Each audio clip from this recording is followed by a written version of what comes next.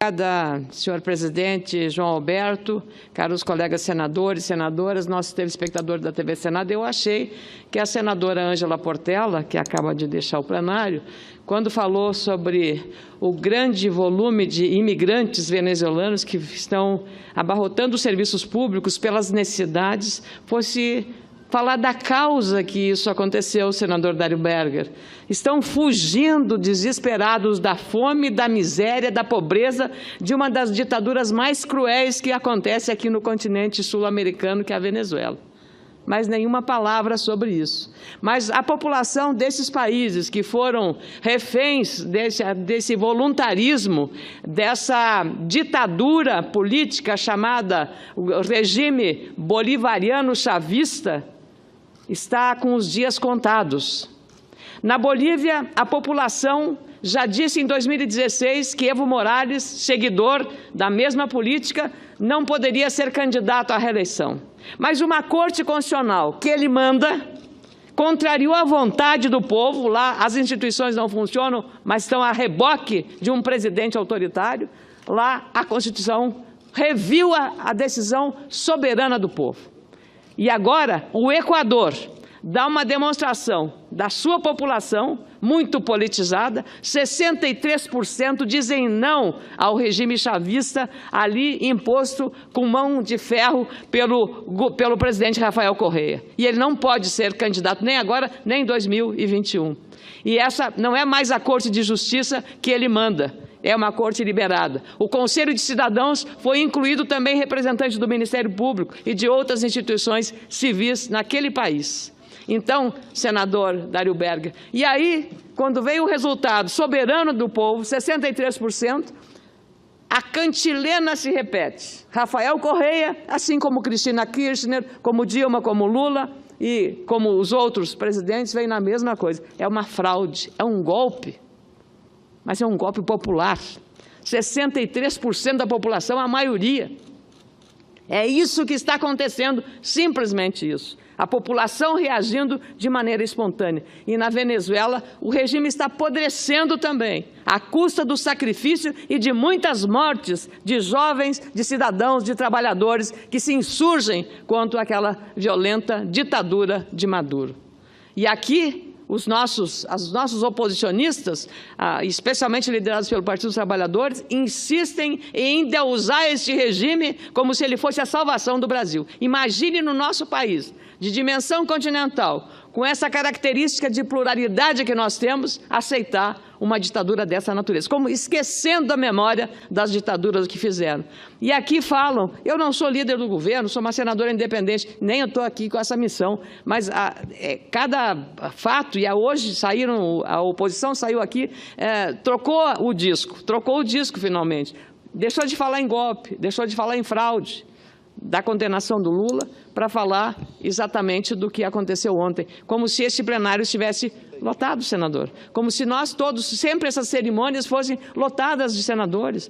Nós estamos na véspera, essa semana começa o carnaval no Brasil, ignoram que isso impacta sobre a programação dos senadores, num ano de eleições, que as pessoas entendem que ficar junto às suas bases é mais importante do que vir aqui debater questões importantes como segurança pública, o programa de emergência para a segurança pública, tudo isso é importante.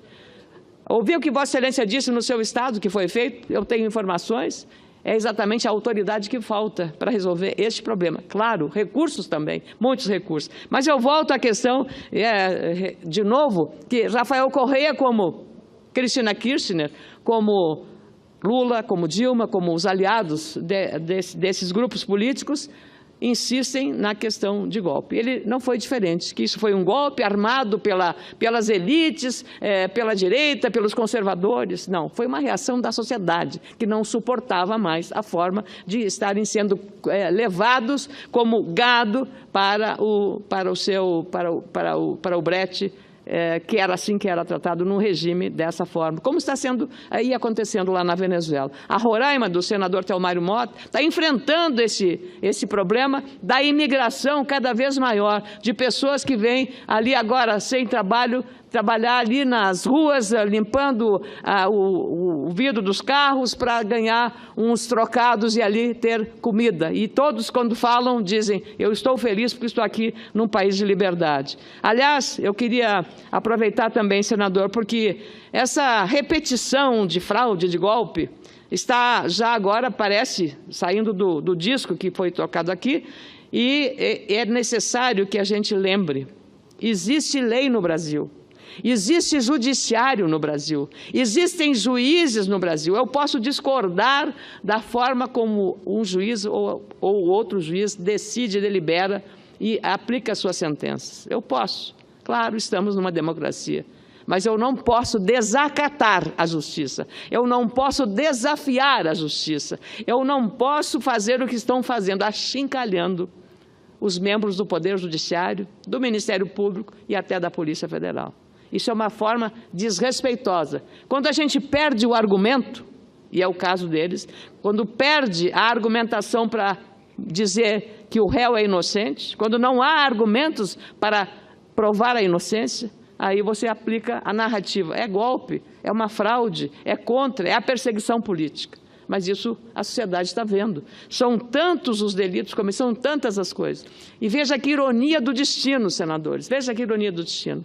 A chamada lei da ficha limpa é uma lei de iniciativa popular. Foi a população brasileira que se organizou e tratou de fazer a lei complementar 135, que foi aprovada no dia 5 de maio de 2010. 5 de maio de 2010. Quem era o presidente da República? Luiz Inácio Lula da Silva. Luiz Inácio Lula da Silva, o presidente. A Câmara, no dia 5 de maio e no dia 19 do mesmo mês, pelo Senado Federal. Nos dois casos, a votação foi unânime, senadores. Unânime, nenhum voto contrário.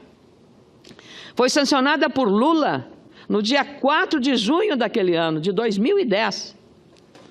Ela proíbe que políticos condenados em decisões colegiadas de segunda instância sejam candidatos a qualquer eleição, vereador, deputado federal, estadual, senador, governador, presidente da República. Mais ainda, em sucessivos julgamentos, o Supremo Tribunal Federal lembra muito bem a Vera Magalhães, no artigo publicado no dia 4 de fevereiro, e aí eu peço a transcrição nos anais, ela escreve que, em sucessivos julgamentos, o Supremo Tribunal Federal consagrou a sua constitucionalidade e o Tribunal Superior Eleitoral a aplicou. Qual é a fraude existente em aplicar ao réu ex-presidente Lula a mesma lei que ele próprio sancionou e que foi, aliás, festejadíssima e apoiada com muito vigor e com muito entusiasmo por todas as lideranças do PT, do PCdoB, do PDT, naquele momento da aprovação da lei na Câmara. Então, os que gritam fraude, eu me valho da palavra da Vera Magalhães, se esquecem de que este é o primeiro processo contra o ex-presidente a ser julgado.